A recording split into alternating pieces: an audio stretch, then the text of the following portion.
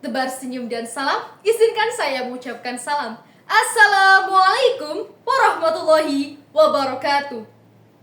Salam sejahtera bagi kita semua. Om Swastiastu, Namo Buddhaya, salam kebajikan, salam Pancasila.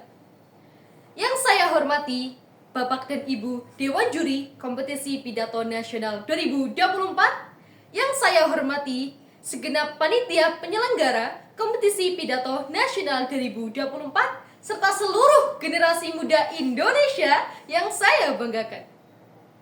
Pertama-tama, marilah kita panjatkan puji syukur kehadirat Allah Subhanahu wa taala yang telah memberikan kita rahmat serta taufik hidayahnya sehingga kita dapat berjumpa bersama di acara yang insya Allah diberkahi olehnya. Salawat serta salam semoga tetap tercurahkan kepada beliau, baginda Nabi Agung Muhammad SAW, sosok yang telah membawa kita dari zaman kegelapan sampai zaman terang benderang, dari zaman Baitul Mal sampai zaman digital. Semoga kita semua mendapatkan syafaatnya kelak di yaumil qiyamah. Amin. Hadirin yang terhormat, perkenalkan, nama saya Laila Fatimah Az-Zahra. Saya datang dari Madrasah Aliyah Minhajut Thalabah Purbalingga. Perkenankan saya untuk menyampaikan pidato ini dengan mengambil subtema menghormati keberagaman agama di era globalisasi. Negara Kesatuan Republik Indonesia merupakan negara dengan berbagai keragaman di dalamnya. Mulai dari keragaman budaya, bahasa, suku, dan ras, terkhususnya agama. Fakta dan data menunjukkan bahwa keragaman agama ini merupakan mozaik yang memperkaya khazanah kehidupan keagamaan di Indonesia. Namun, di sisi lain, keberagaman agama ini juga mengandung potensi ancaman bagi persatuan NKRI. Disinilah poin penting diperlukannya keterlibatan seluruh masyarakat dalam mewujudkan perdamaian. Dalam dunia Islam, konsep menghargai perbedaan sudah tidak asing lagi. Setidaknya, Islam memiliki historis yang menguatkan bahwa Islam menghargai dan menghormati perbedaan. Sebagaimana yang dipraktikkan oleh Rasulullah dalam memerintah Madinah. Konsep ini memiliki relevansi dengan ajaran Islam antara lain dalam toleransi. Sebagaimana dalam Al-Quran surat Al-Hujurat ayat 13 yang menegaskan bahwa Allah telah menciptakan manusia dengan berbagai macam suku bangsa agar mereka saling mengenal. Bahwa perbedaan tidak boleh menjadi konflik, karenanya mereka harus dihargai. Dengan saling menghargai dan menghormati, maka jalan menuju hidup yang harmonis akan terbuka. Tuan dan nona sekalian, fenomena tantangan toleransi di era globalisasi ini terkhususnya dalam dunia digital. Antara lain, yang pertama, narasi beragama secara eksklusif dan ekstrim di media massa mainstream dan media online. Kelompok-kelompok ini seringkali memanfaatkan teknologi untuk merekrut anggota baru dan menyebarkan pesan kebencian.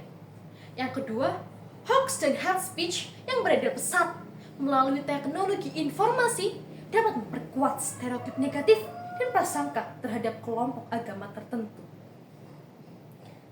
Sebagai generasi yang hidup di era informasi dan teknologi, kita memiliki akses yang luas terhadap berbagai perspektif dan pemikiran. Namun, kelebihan ini juga mendatangkan tantangan besar, termasuk bagaimana kita mempraktikkan agama dalam kehidupan sehari-hari.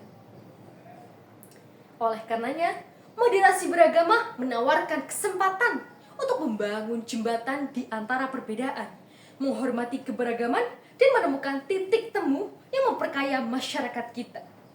Sebagai bukti nyata, Kanada dikenal dengan kebijakan multikulturalisme yang kuat. Kanada menjadi contoh negara yang berhasil mengintegrasikan berbagai budaya dan agama dalam masyarakatnya.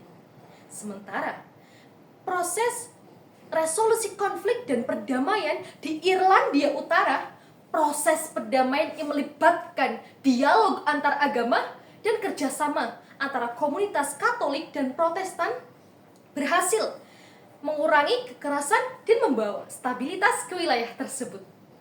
Adapun di negara kita, Indonesia, negara dengan populasi muslim terbesar di dunia, juga memiliki keberagaman agama yang signifikan, termasuk Kristen, Katolik, Hindu, Buddha, dan Konghucu.